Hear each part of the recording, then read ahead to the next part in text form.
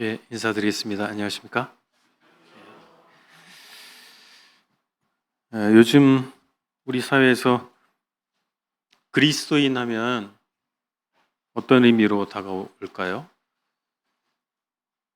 혹시 극우, 기득권, 집단 이기주의 이런 단어들과 연관이 될까요? 또는 수많은 교파로 분열돼서 서로 다투는 모습으로 보일 수도 있겠습니다. 우리는 시대의 요구에 부응하기 위해서 반드시 성경으로 돌아가고 성경에서 알려주고 있는 그리스도인의 가치에 대해서 확인할 필요가 있겠습니다. 예수님께서 가르치셨고 성경에서 보여주는 그리스도인, 즉 그리스도의 제자는 과연 어떤 사람인가를 우리가 확인하지 않으면 시대의 흐름이라고 하는 그런 시류에 편승해서 결코 성경적이지 않은 그리스도인의 모습을 취할 수도 있겠습니다. 또한 우리의 행동이라고 하는 것은 우리 마음으로부터 시작되잖아요. 그렇기 때문에 우리 내면을 잘 살필 필요가 있겠습니다. 그리고 우리 공동체 밖의 그리스도인들에 대해서 우리는 어떤 태도를 가질 것인가, 그리고 우리 지역교회 내부의 지체들과 어떻게 지낼 것인가를 생각해 볼 필요가 있겠습니다. 결국에는 우리 시대, 우리가 속한 사회에 우리는 어떤 사람들이어야 하는가를 그에 대한 답을 얻을 수 있어야 하지 않겠습니까? 오늘은 마가복음 강의 25번째 시간으로 마가복음 9장 38절로 50절을 통해서 내면의 경건함과 상호 존중을 갖춘 제자도에 대해서 생각해 보는 시간을 갖겠습니다. 마가복음 9장을 펴시고요. 9장 38절부터 일단 제가 40절까지를 읽겠습니다. 38절, 요한이 예수께 여짜오되 선생님, 우리를 따르지 않는 어떤 자가 주의 이름으로 귀신을 내쫓는 것을 우리가 보고 우리를 따르지 아니함으로 금하였나이다. 예수께서 이르시되 금하지 말라. 내 이름을 의탁하여 능한 일을 행하고 즉시로 나를 비방할 자가 없느니라. 우리를 반대하지 않는 자는 우리를 위하는 자니라. 우리는 먼저 우리 밖의 그리스도인들에 대해서 어떻게 할 것인가? 저는 우리 밖의 그리스도인들에 대한 존중이 필요하다고 말씀을 드리고 싶습니다. 배타주의는 그리스도를 따르는 제자의 태도가 아닙니다. 오늘 본문에 보면 귀신을 쫓아내는 사람이 있었습니다. 제자들은 앞선 구절에 볼 때 자신들은 귀신을 쫓아낼 수 없었어요. 그런데 예수님의 이름으로 귀신을 쫓아내는 다른 사람들을 자기들의 무리와 함께하지 않고 있기 때문에 금지시켰다고 얘기하고 있습니다. 그런데 이러한 모습은 구약 시대에도 있었습니다. 민수기 11장에 보면 11장 26절에 보면 이런 표현이 나옵니다. 그 기명된 자 중 엘닷이라 하는 자와 메닷이라 하는 자 두 사람이 진영에 머물고 장막에 나아가지 아니하였으나 그들에게도 영이 임하였으므로 진영에서 예언한지라. 엘닷과 메닷은 회막에 나오라고 하는 요청에 대해서 부응하지 안 하고 그 장막에 자신들의 처소에 머물러 있었습니다. 그리고 사람들에게 예언을 하고 있었어요. 한 소년이 그 사실을 알고 모세에게 이 사실을 밀고합니다. 엘닷과 메닷이 진중에서 예언하더이다. 심지어 여호수아도 이것은 있을 수 없는 일이라고 모세에게 이것을 금해달라고 탄원하게 됩니다. 그렇지만 모세는 대답하기를 내가 나를 위하여 시기하느냐? 여호와께서 그 신을 그 모든 백성에게 주사 다 선지자 되게 하시기를 원하노라 라고 답해 주었습니다. 이 예수님의 제자의 무리에 속하지 않았지만 귀신을 쫓아낸 사람은 예수 그리스도의 이름으로 귀신을 쫓아냈단 말이에요. 아마도 이 사람들은 예수 그리스도를 믿는 사람이었지만 아직 공개적으로 예수님과 함께하지 않는 그런 상황이었던 것 같습니다. 이 사람들은 사도행전 19장에 나오는 가짜로 귀신을 쫓아냈던 스게와의 일곱 아들이라고 표현된 그런 사람들과 달리 실제로 귀신을 쫓아냈습니다. 그런가 하면 마태복음 7장 22절에서 귀신을 쫓아냈지만 진정한 믿음이 없었던 사람들과도 달랐던 그런 인물이었습니다. 아직 주님을 따르는 제자들과 동행하지는 않지만 예수님을 인정하는 그런 가운데 있던 사람으로 보입니다. 그런데 제자들은 그들과 함께하지 않았기 때문에 그들의 행위를 금지시켰다라고 하는 거예요. 이것은 배타주의 한 모습이라고 볼 수 있겠습니다. 그런데 예수님께서는 이에 대해서 어떤 사람이 예수님의 이름으로 일하면서 예수님을 반대할 수 없다라고 말씀해 주셨어요. 오늘날도 이런 사람들이 있죠. 자신의 교회 또는 자신의 교파에 충성을 다하기 위해서 이런 편합한 배타주의적 태도를 보이는 경우가 적지 않습니다. 우리 교단 또는 우리 교회야말로 지구상에서 가장 순수한 그리스도의 몸이다 라고 주장하는 거예요. 그 말은 다른 사람들을 인정하지 못하는 표현이 담겨 있는 것입니다. 그런데 이런 배타적인 태도는 그리스도를 따르는 제자들이 취할 태도가 아니라는 사실을 주님은 보여주고 계십니다.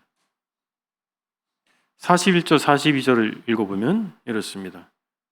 누구든지 너희가 그리스도에게 속한 자라 하여 물 한 그릇이라도 주면 내가 진실로 너희에게 이르노니 그가 결코 상을 잃지 않으리라. 또 누구든지 나를 믿는 이 작은 자들 중 하나라도 실족하게 하면 차라리 연자 맷돌이 그 목에 매여 바다에 던져지는 것이 나으리라. 우리는 교파를 넘어서 복음을 협력해야 됩니다. 주님께서는 예수 안에 있는 사람들끼리 서로 귀하게 여길 것을 교훈하고 계십니다.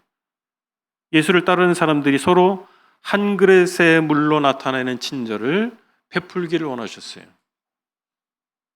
그것을 곧 자신에게, 예수님 자신에게 베풀어진 친절이라고 말씀해 주신 것입니다. 반면에 다른 신자를 실족하게 하는 것에 대해서 경고하고 계십니다. 여기 실족하게 하다라고 번역된 단어는 문자적으로 넘어지게 하다 또는 죄를 짓게 하다 이렇게 말할 수 있겠습니다. 귀신을 내쫓은 사람은 제자들이 그것을 금했기 때문에 마음이 실망으로 가득 찼을 거예요. 실족했을 것입니다. 믿는 사람을 유혹하거나 함정에 빠뜨리거나 그 마음이 무너지게 하는 것은 심각한 문제입니다. 아마도 마가복음을 쓰고 있는 이 마가는 당시의 공동체인 이 교회 가운데에서 나타난 어떤 문제 때문에 이 내용을 삽입했을 것으로 생각됩니다. 누군가를 실족시키는 것보다 연자 맷돌을 그 목에 매어서 바다에 던지는 것이 낫다. 여기서 예수님께서 말씀하신 연자 맷돌은 우리 시골에서 과거에 쓰던 작은 손으로 돌리는 맷돌이 아닙니다. 당나귀가 돌리는 큰 맷돌을 얘기하는 거예요. 그 맷돌에는 곡식을 이렇게 집어넣는 구멍이 있었습니다. 그곳에 사람의 목을 메고 목을 끼워 놓고 바다에 던지는 것을 얘기하는 것입니다. 어떻게 되겠어요? 물속에 가라앉아서 이제 죽게 되는 것입니다. 이른바 수장시키는 것입니다.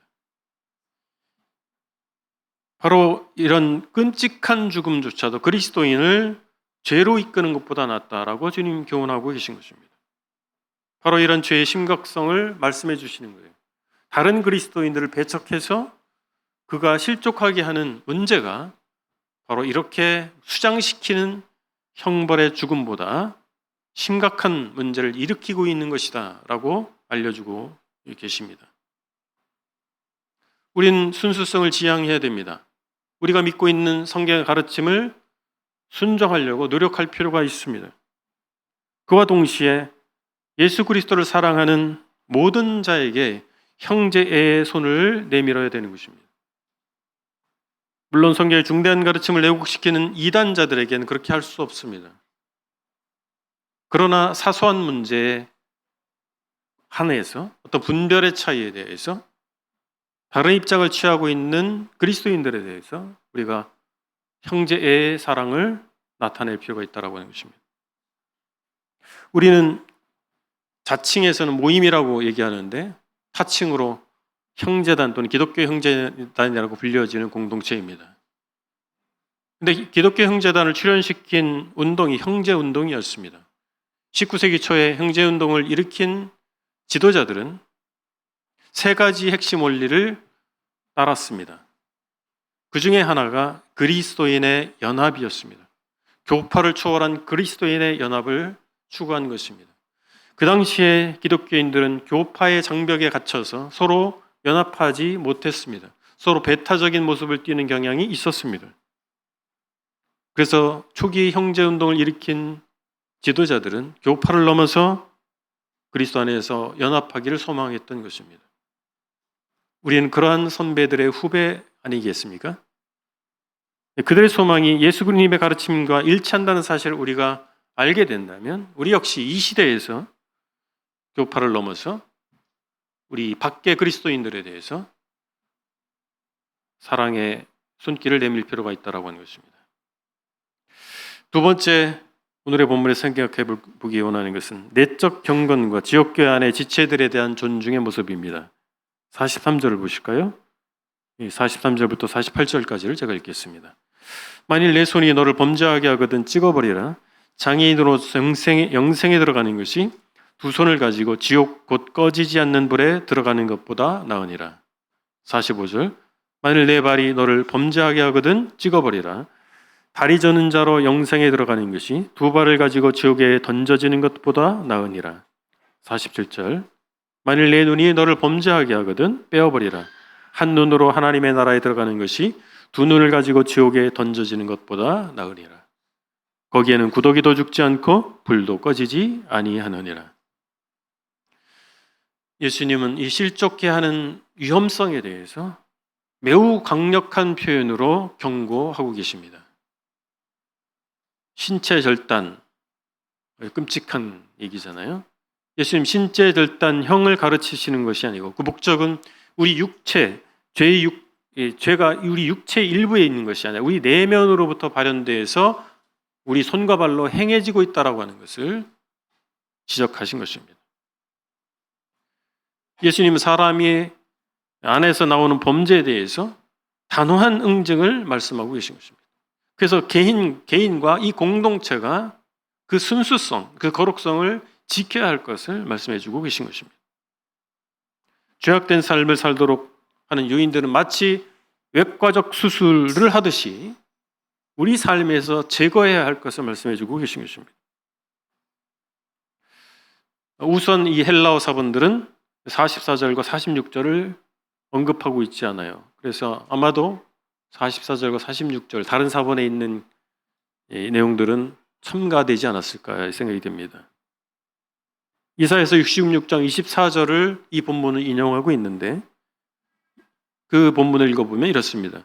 그들이 나가서 내게 패역한 자들의 시체들을 볼 것이라. 그 벌레가 죽지 아니하며 그 불이 꺼지지 아니하여 모든 혈육에게 가증함이 되리라. 바로 이사야서 66장 24절에 말씀하고 있는 바입니다. 이것을 인용하고 있어요. 여기서 지옥으로 번역된 단어가 있잖아요. 이 말은 이 단어는 게헨나입니다. 신약 성경에 게헨나라는 단어가 총 12번 나오는데 그 중에서 11번은 예수님이 사용하셨어요. 나머지 한 번은 야고보서 3장 6절에 나옵니다. 게헨나라는 말은 게힌놈에서 유래가 됩니다. 여호수아 15장 8절에 보면 또 흰놈의 아들의 골짜기로 올라가서 이렇게 나와요. 흰놈의 아들의 골짜기.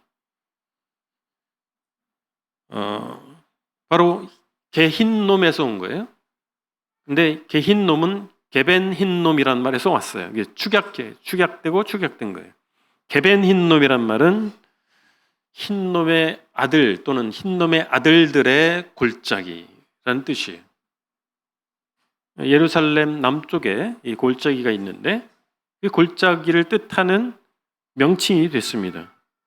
왜 그 흰놈의 아들들의 골짜기라고 했느냐면 이스라엘 역사 가운데 아하스와 므낫세 통치 중에 이방 종교의 영향을 받아서 어린아이들을 희생제물로 불태워 죽이는 장소였기 때문에 그렇습니다. 개혁자였던 요시야 왕이 이것을 패역한 짓이라고 금지시켰어요. 그리고 예레미야 선지자는 그것을 죽음의 골짜기라고 불려질 것을 예언했습니다. 그래서 이 게헨나, 즉 흰놈의 골짜기, 흰놈의 아들들의 골짜기는 결국에는 예루살렘의 쓰레기장이 됐습니다. 요시야 이후에 그것은 아주 불경한 곳으로 지목하면서 예루살렘 성에서 나오는 쓰레기를 모아서 두었다가 불태우는 그런 장소가 됐던 거예요. 그러다 보니까 쓰레기가 다 태웠지만 아직 불타지 않은 그런 잔해물이 남았을 때 그곳에 구더기 같은 이 벌레들이 우글우글 거렸다라고 하는 것입니다. 바로 이사야서 66장 24절은 바로 이러한 쓰레기장을 통해서 영원한 고통이 외적으로 또 내부적으로 임할 것에 대해서 묘사해 준 것입니다.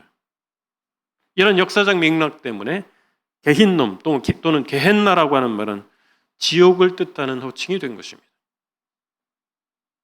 바로 지옥이라고 하는 것은 죄악에 빠져 있는 죄인이 하나님과 영원히 분리되는 그런 곳으로 알려주고 있는 것입니다. 그리고 내적 외적 고통을 맛보는 곳이라고 말해주고 있는 것입니다.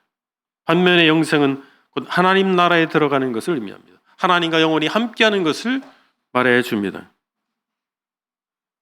이 본문에서 예수님께서 하신 말씀의 의도는 무엇일까요? 저 세상에 가서 편안하게 살기 위한 도피에 대한 암시라기보다는 현재의 삶에서 철저한 자기 책임을 강조하는 것입니다. 철저한 도덕성을 강조하는 것입니다. 주님께서 이 지옥에 대한 경고를 통해서 바로 주님을 따르는 제자들이, 오늘날의 그리스도인들이 철저한 성별된 내면의 삶을 살 것을 요구하고 계시다라고 저는 봅니다. 우리는 우리의 내면에 제약된 요소들을 철저하게 제거해 나가야 될 것입니다. 그래서 영생이 우리 삶 가운데에서 이루어지도록 해야 되는 것입니다. 반면에 그렇지 않다 할 것 같으면 우리 내면이 죄악으로 오염되는 날 것 같으면, 우리 삶이 죄악으로 오염되는 날 것 같으면 외적 내적 고통 가운데에서 우리가 지옥과 같은 삶을 살 수 있을 것이다 라고 하는 것입니다. 우리는 믿음으로 말미암아 처참한 지옥과 같은 이 세상에서, 죄악으로 물든 이 세상에서 건짐을 받은 사람들입니다. 그래서 마땅히 그런 삶을 살 필요가 있다라고 하는 것이죠. 그리고 우리는 소금의 역할을 해야 됩니다. 49절을 보면 사람마다 불로써 소금 치듯함을 받으리라. 50절에 소금은 좋은 것이로되 만일 소금이 그 맛을 잃으면 무엇으로 이를 짜게 하리요? 너희 속에 소금을 두고 서로 화목하라 하시니라. 이 거룩한 삶이 우리에게 필요합니다. 이 49절에 보면 불로서 소금 치듯함을 받으리라. 불로 시험 받는 것을 알려주고 있는 것입니다. 이 시험은 악한 사람들로부터 선한 사람들을 구별해낼 것이고, 또한 신자들이 그들의 삶 가운데에서 악한 요소들을 제거해서 선한 요소들을 드러나게 하는 그런 삶을 살도록 하는 역할을 하는 것이죠. 그래서 마치 소금이 보존제 역할을 하듯이, 부패를 방지하고 보존할 수 있는 역할을 하듯이 우리가 그러한 역할을 할 수 있도록 해주는 것, 그것이 바로 불로써 소금 치듯함을 받으리라. 불로써, 그리고 소금을 통해서 우리가 정결함을 받는 이 과정을 통해서 우리 마땅히 소금의 역할을 할 수 있게 될 것을 말씀해 주고 있습니다. 우리 레위기 말씀을 통해서 바로 이 소금이 들어간 제사를 발견하게 되는데, 레위기 2장 13절에 보면 소제의 규례를 볼 때 소제는 곡식으로 드리는 제사였어요.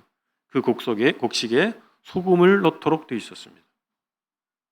바로 하나님께 드려지는 삶, 하나님께 마땅히 드릴 수 있는 삶은 소금의 맛이 있는 삶입니다. 소금이 들어가 있는 삶이에요. 우리는 소금기가 없는 세상에 살고 있습니다. 여러분 어떠십니까? 세월을 오래 살수록, 이 세상에 오래 살수록 이 세상은 정말 소금기가 없어져 가고 있다. 그런 생각하지 않으세요? 이 소금기가 없는 세상과 우리는 달라야 됩니다. 다르기 때문에 우리는 어려움을 겪는 거예요. 그럼에도 우리 삶 가운데서 소금을 두어야 됩니다. 여기 소금이 맛을 잃는다는 말이 우리가 잘 이해가 되지 않아요. 우리는 정제된 소금을 먹고 있잖아요. 소금 하면 말 그대로 NaCl 그대로 우리는 먹게 됩니다. 정제 소금을 먹어요. 요즘에 핑크 소금이 유행하더라고요. 예. 핑크 소금은 정제된 소금은 아니죠. 다른 것들이 좀 들어가 있어서 핑크 색깔이 납니다. 근데 이 고대 사회에서 특히 이제 팔레스타인 지역에서 소금을 얻는 것이 암염, 돌로 된 소금을 많이 얻었어요. 그 바닷물을 받아서 증발시켜서 얻는 소금이 아니고 그것을 천일염이라고 하잖아요. 천일염이 아니고 암염, 돌에서 소금을 얻어냅니다. 근데 이 돌에서 얻는 소금은 지역에 따라서 품질이 굉장히 차이가 많이 납니다. 근데 이곳에서 얻는 소금 중에서 사해 인근에서 얻는 소금 중에서 불순물이 다량 함유된 소금들이 많이 있었대요. 소금이라고는 하는데 소금 맛이 안 나는 그런 것들이 있는 거예요. 짠 맛이 안 난단 말이에요. 다른 맛, 쓴 맛이 나기도 하고. 그러니까 그 소금은 소금의 역할을 할 수 없는 거예요. 소금답지 않은 거예요. 그래서 버려진 거죠. 땅에 버려져서 그냥 밟히게 되는 그것을 말씀해 주고 있는 것입니다. 소금인 것 같은데 소금답지 않은 그런 소금이 당시에 있었다라고 하는 거예요. 오늘날 시대에서 이해가 안 되는 부분인데 소금은 소금의 맛이 나야 되죠. 우리는 성경을 읽어보지 않은 사람들에게 우리가 성경이 되어야 됩니다. 우리 삶을 그들이 읽을 때 성경을 읽을 수 있어야 되지 않겠습니까? 성경의 맛을 알지 못하는 사람들에게 우리는 성경의 맛을 제공해 줄 수 있어야 됩니다. 우리가 그리스도의 제자로서의 마땅한 삶을 살아가지 아니하면 그들은 왜곡된 성경을 우리를 통해서 보게 되는 것이고 하나님을 왜곡시킨 모습, 왜곡된 하나님의 모습을 우리 통해서 볼 수 있다라고 하는 것입니다. 제 개인적 간증을 드리면 저는 고등학교 때 하나님 믿지 않는 가운데 있었습니다.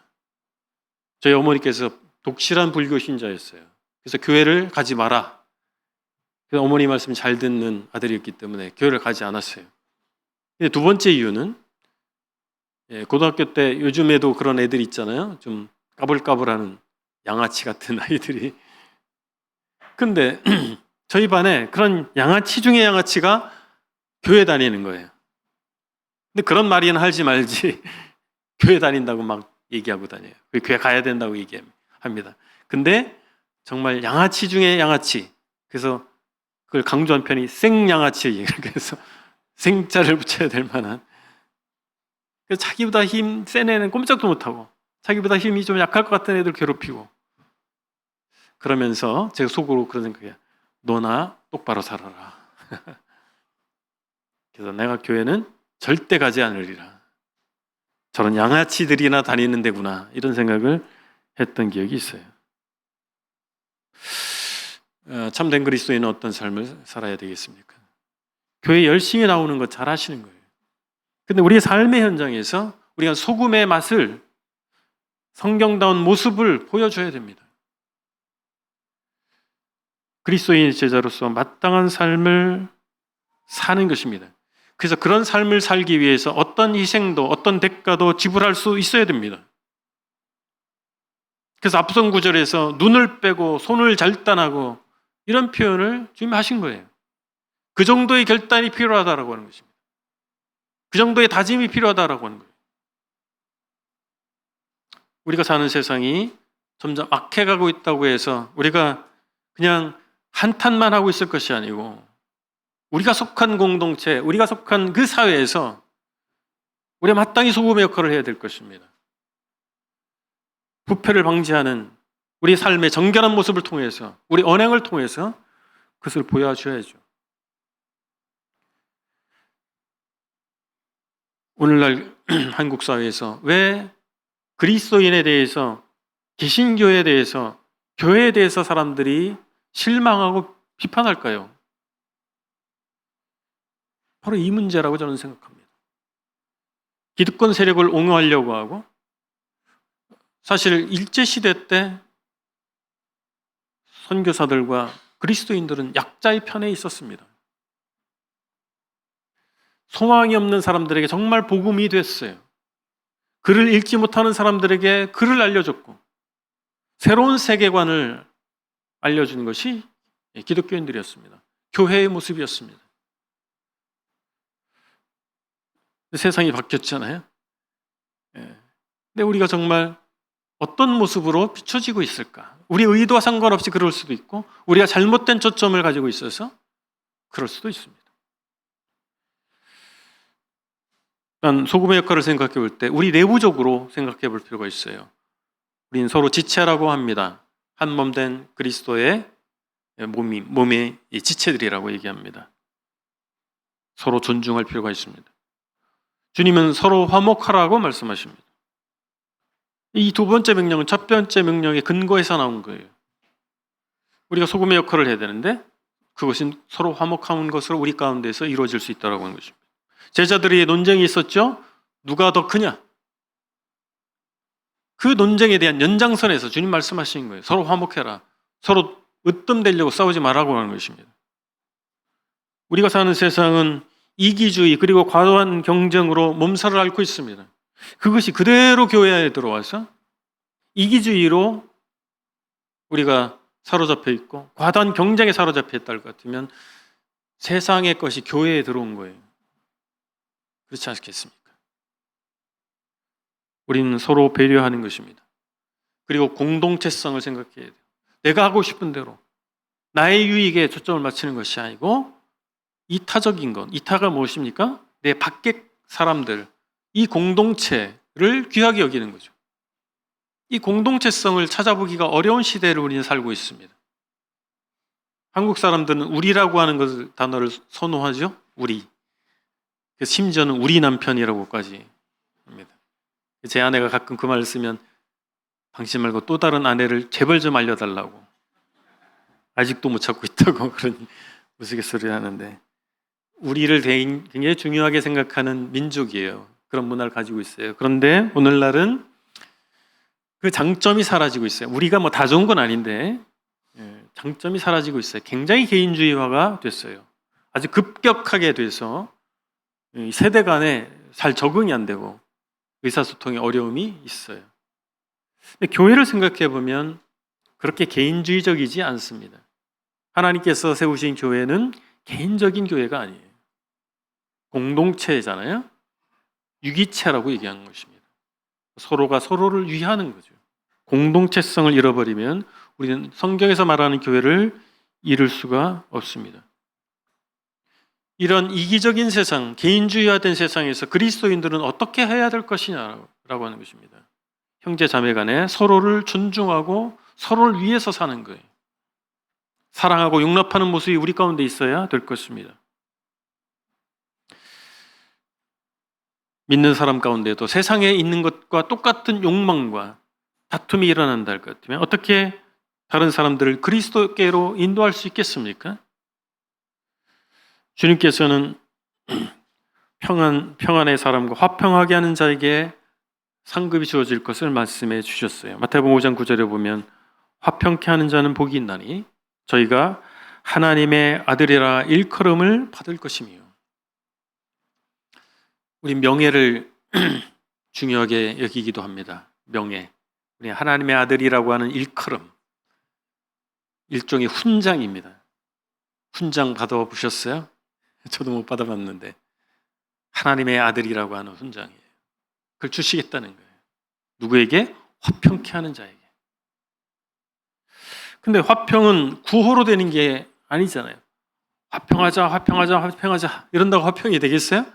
여기다가 뭘 붙인다고 해서 화평이 되는 거예요? 그렇지 않죠. 우리가 함께 모일 때 서로 존중하면 화평할 수 있습니다. 서로 존중하는 겁니다. 그러니까 서로 존중한다는 구체적으로 뭘까요? 서로 예의를 갖추는 거예요. 우리 문화권에서 통용되는 인사와 대화법이 있죠. 제가 저보다 한 10살 많은 형제님에게 야자 하면 되겠어요? 우리 문화권에서. 아, 나 영어가 좋아. 그래서 영어에는 반말을 하니까 우리도 반말하자. 되겠어요? 그래서 일주일에 한 번 예배당에서 서로 보면 어떻게 해요? 반가운 얼굴로 눈을 마주치고 인사를 해야죠. 이제 오늘 제가 세속적인 단어를 많이 쓰는데 마음에 확 다가오도록 하는 거예요. 쌩깐다로, 그죠? 분척만척. 뭐 대화에 심취하다 보니 그럴 수도 있어요. 근데 좀 막 서로 인사하는 그런 시간에는 한 사람과 대화하기보다는 두루두루 이렇게 인사하면 좋겠습니다. 그래서 괜한 오해를 받아요. 새로 더해지신 분이 보니까 자기하고는 눈도 안 마주치더라. 이 교회는 정말 사랑이 없구나. 이런 괜한 오해를 받게 하는 이유가 어디 있는지 아세요? 그거예요. 인사 안 하니까. 그 극아이인 분들이 있더라고요. 극아이. 극아이인 분들이 인사를 안 하더라고. 못 하는 거예요. 보니까 인사를 못 해. 눈을 못 마주쳐요. 그래서 인사를 안 하는 건 아니고 못 하는 거더라고요. 그런데 나는 어쩔 수 없어. 내상적이라 나를 용납해 주세요. 이렇게 하기보다는 우린 공동체성 아까 말씀드렸잖아요. 서로 인사하려고 노력하실 필요가 있어요. 내가 의도치 않게 상대방이 마음 상할 수도 있기 때문에 눈을 마주치고 인사하시면 좋겠습니다. 아울러서 우리 찬양 인도자들이 참 좋은 거 하시더라고요. 이렇게 축복하는 시간 있잖아요. 손을 새로 오신 분 축복하겠습니다. 근데 참 아쉬워요. 이 충청도 문화가 축복하려면 눈을 바라보고 얼굴을 바라보고 이게 축복하는 줄 알 거 아니에요. 이렇게 하는 척 이렇게 그죠? 바로 뒤에 있는데 이렇게 참 부끄러움이 많으세요, 그죠?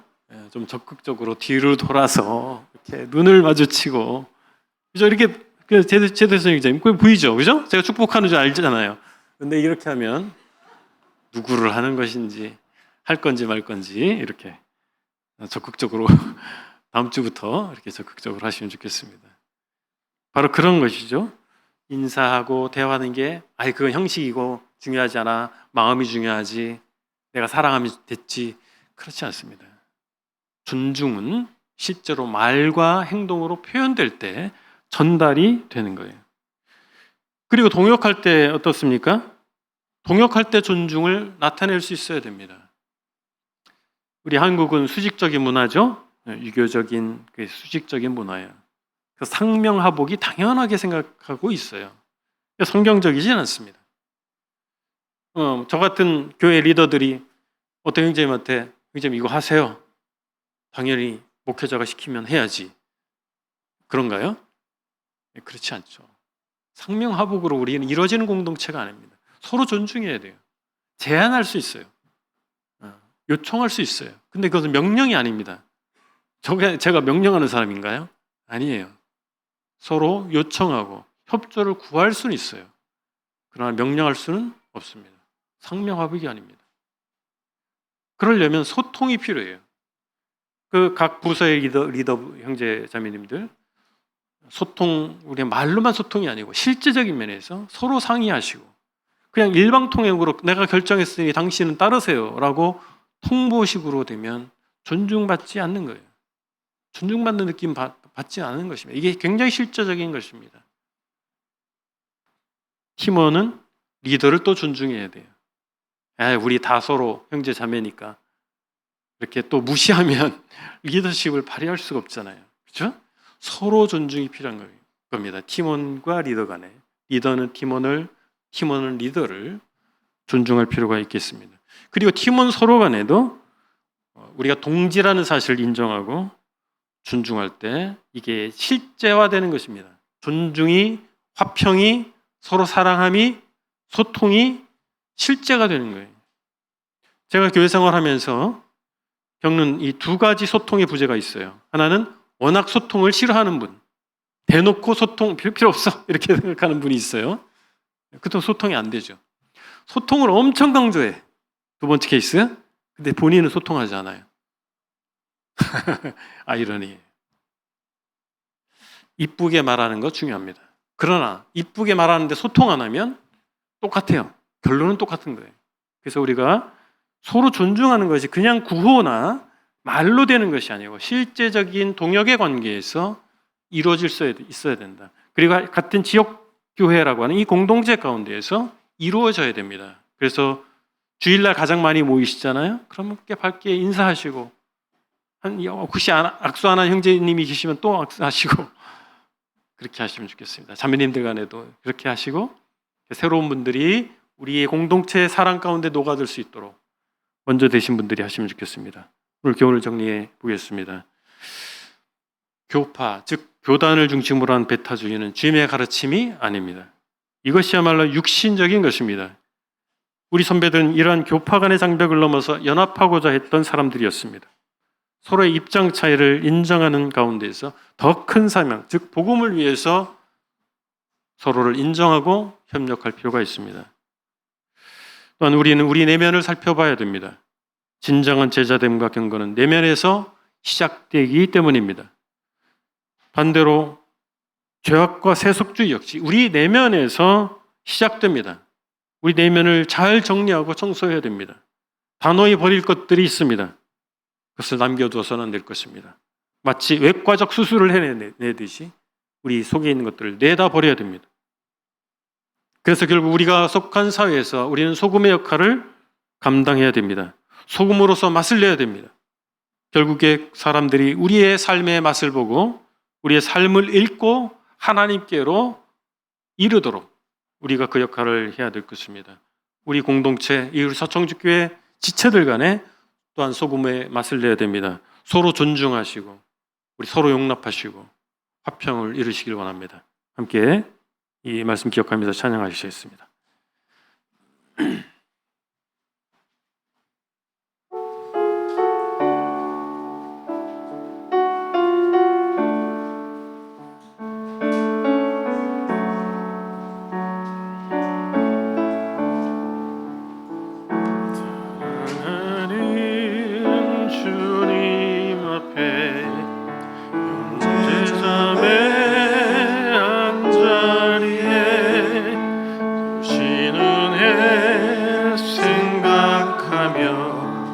즐거운 찬송 부르네. 내 주 예수 복을 받아 모든 사람 내 몸같이 환난 근심 위로하고 진심으로 사랑하는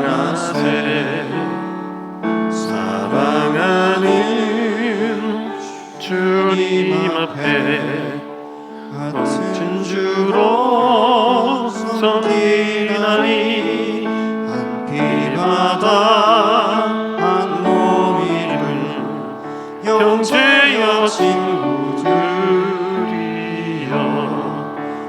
한 몸같이 친밀하고 마음으로 하나 되어 우리 주님 크신 뜻을 지성으로 준행하세.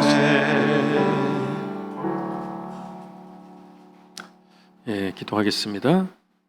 아버지 하나님, 다양한 시대, 다양한 이들을 통해서 역사하시는 하나님은 실로 역사의 주인이십니다. 오늘날에도 사람들을 부르셔서 각기 역할을 맡기시고 역사하심에 감사드립니다. 저희 공동체도 그들 중 하나임에 감사드립니다. 저희의 소임을 다할 뿐만 아니라 저희 밖에 하나님의 사람들과 협력해서 하나님의 선이 이루어지기를 기도합니다. 하나님, 또한 저희 각자의 내면의 성결을 유지하기를 소망합니다. 하나님의 사람답게, 그리스도의 제자답게 우리 내면에서 발생하는 모든 악을 즉시 버리고 거룩하신 하나님께 예배드리는 삶을 살기를 소망합니다. 저희가 또한 세상의 소금으로서 맛을 잃지 않게 하여 주시옵소서. 하나님의 선하심과 거룩하심 그리고 하나님의 사랑을 나타내는 저희가 되게 하여 주시옵소서. 그리고 우리 서로 존중하고 사랑하는 모습을 통해서 경건하고 건강한 공동체를 이루어가게 하셔서 우리 주의 사람들이 더해짐으로 하나님 나라를 확장해 갈 수 있기를 소망합니다. 우리 주 예수 그리스도의 이름으로 기도했습니다. 아멘.